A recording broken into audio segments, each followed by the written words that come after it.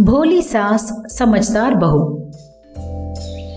एक गांव में अनसुया नाम की औरत रहती थी। वो बहुत भली औरत थी। वो इतनी भली थी कि अगर उसको पानी दिखाकर ये बोल दें कि वो दूध है तो वो भी मान जाती थी। उसके भोलेपन और अच्छाई का बुरा फायदा उठाकर बहुत सारे लोग उसे हमेशा धोखा देकर बेवकूफ बनाया करते थे। अनसुया के घर में बुज्जी नाम की एक नौकरानी रहती थी। एक दिन सुबह मोहन हॉल में बैठकर पेपर पढ़ रहा था। अरे बुज्जी, मेरे लिए जरा कॉफी बनाकर तो ला। हाँ साहब, अभी लाती हूँ। ऐसा बोलते हुए वो जल्दी जल्दी कॉफी लाकर मोहन को दे देती है। मोहन उस कॉफी को लेकर बोलता है, मालकिन क्या कर रही हैं? आराम कर रही है साहब, बुलाऊं क्या? अरे नहीं नहीं। ठीक है साहब। अच्छा बुज्जी सुनो, तुम्हारी मालकिन बहुत भोली है, किसी की भी बात पर यूं ही विश्वास कर लेती है। तुम्हें ही मेम साहब का ख्याल रखना पड़ेगा। उन्हें कोई भी काम करने मत देना, समझ गई? ठीक है साहब, मेम साहब को तो मैं पैर भी नीचे नहीं रखने दूंगी। अच्छा ठीक है, जाओ, मैं जरा खेतों में होकर आता हूँ। ऐसा बोलते हुए वो वहाँ से चला जाता है। मोहन वहाँ से जाती ही बुज्जी, मेम साहब उठिए, उठिए ना। इस तरह बोलते हुए वो अनसुया को नींद से जगाती है। अनसुया उठते हुए बोलती है, अरे क्या बात है, क्या हुआ? पूछ रही है क्या बात है? कितने सारे काम पड़े हैं, मैं अकेली कैसे करूंगी मेम साहब, मेरी थोड़ी मदद कर दीजिए। अच्छा ठीक है, चल। ऐसा बोलते हुए दोनों वहाँ से बाहर निकलते हैं। मेम साहब, आप मालकिन हो ना, इसलिए मैं आपको छोटे छोटे काम बताऊंगी। अच्छा बता। कुछ नहीं मेम साहब, आज तक आपने कभी चूल्हा नहीं जलाया है ना, इसीलिए आपको जो भी चाहिए सब मैं पकाकर आपको दे देती हूँ। इस बीच आप जाकर वो कपड़े धो दीजिए, बस छोटा सा ही तो काम है। लेकिन अगर खाना बनाना हो तो सब्जियाँ काटनी पड़ती हैं, ये करना पड़ता है, वो करना पड़ता है, कितना सारा काम करना पड़ता है, बाप रे बाप। इस तरह वो बोलने लगी तो अनसुया बोली, अच्छा हाँ मेम साहब, इसीलिए मैं आपको छोटा सा काम ही सौंप रही हूँ। कपड़े धोना तो बहुत ही आसान काम है, बस कपड़ों पे थोड़ा साबुन लगाना है और उन्हें रगड़कर पानी में धो देना है, हो गया। बस इतना ही? अच्छा तो मैं अभी कर लेती हूँ, तू जाकर खाना बना। ऐसा बोलकर वो जाकर सारे कपड़े धो देती है और बुज्जी रसोई घर में जाकर अपने मनपसंद के सारे खाने बनाकर आराम से खाती रहती है।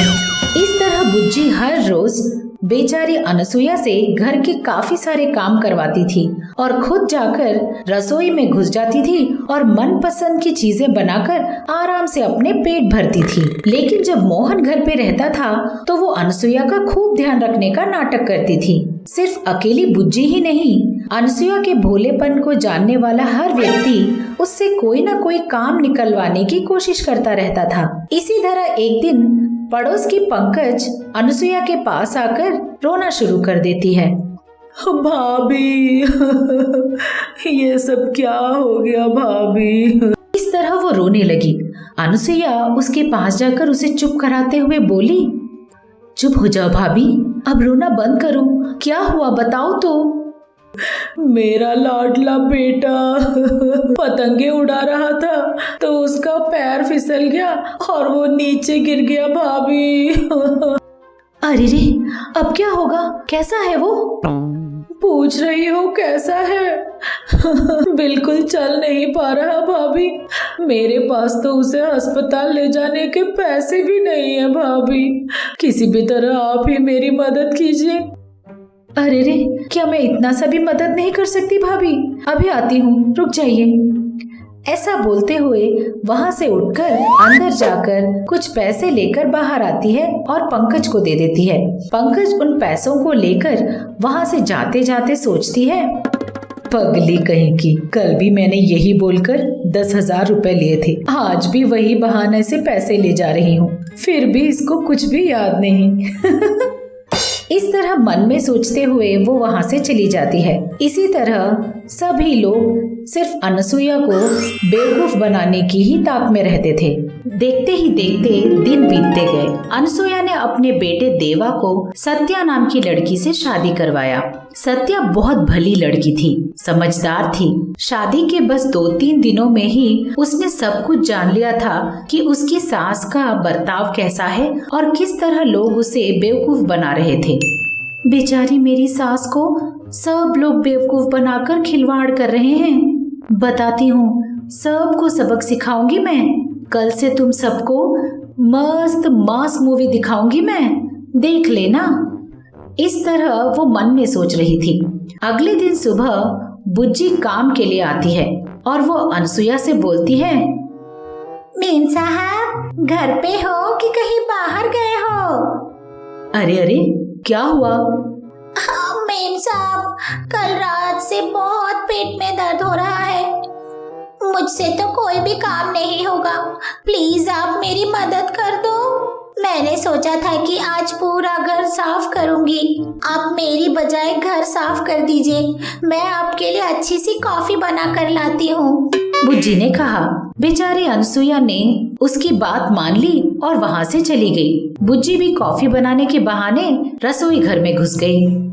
पगली कहीं की, पता नहीं कब बदलेगी ये। हाँ, आज क्या बना के खाना चाहिए? हाँ, पकोड़े बनाती हूँ।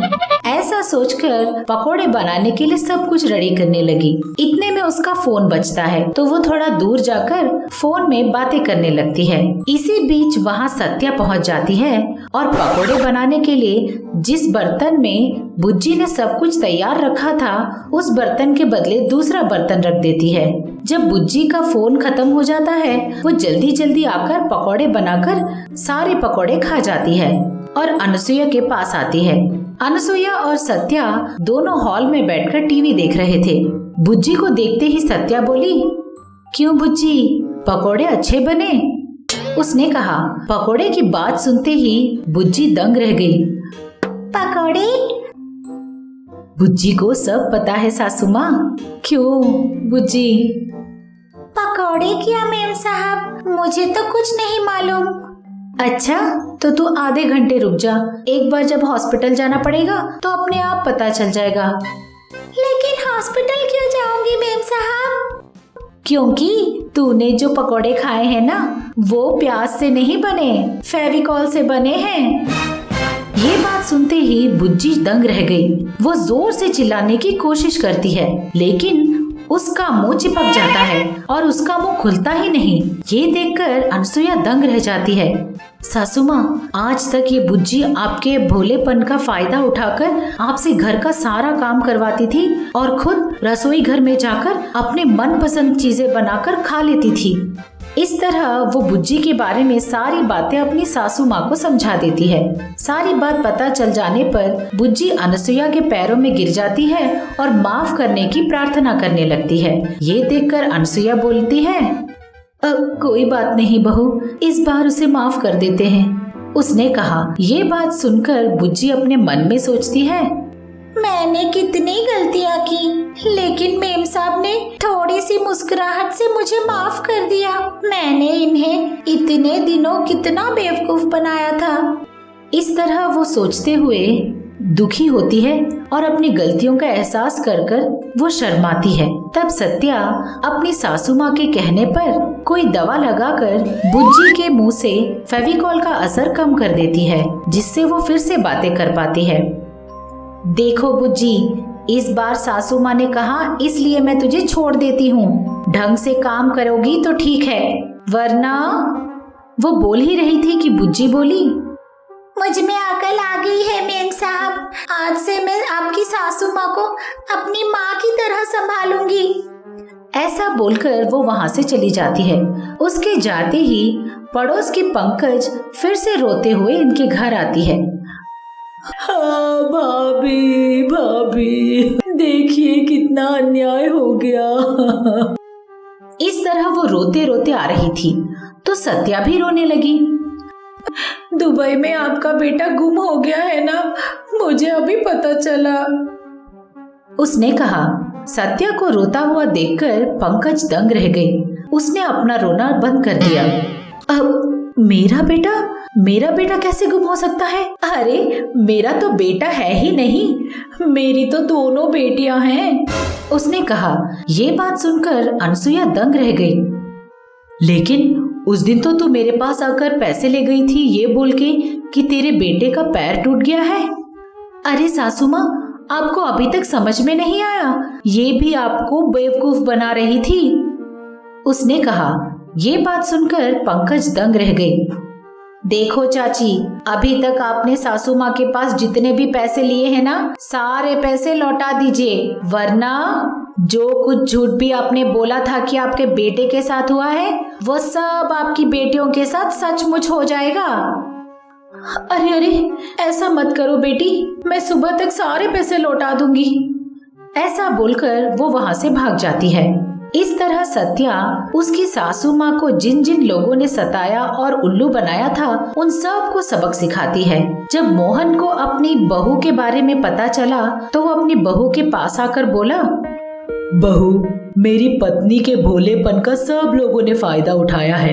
इतने सालों बाद तुम आई हो और मेरी पत्नी को तुमने उन लोगों से बचा दिया बेटी। मैं बहुत खुश हूँ बेटी।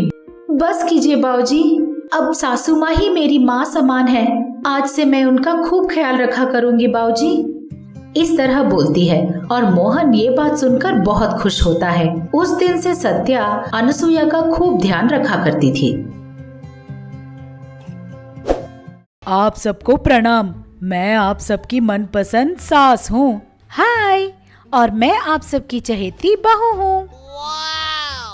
अब से आप लोगों का मन बहलाने के लिए और आप लोगों को खुश करने के लिए हम महा टीवी के साथ आप लोगों से मिलने आ रहे हैं। तो अब देर किस बात की, अभी हमारे चैनल को सब्सक्राइब कीजिए।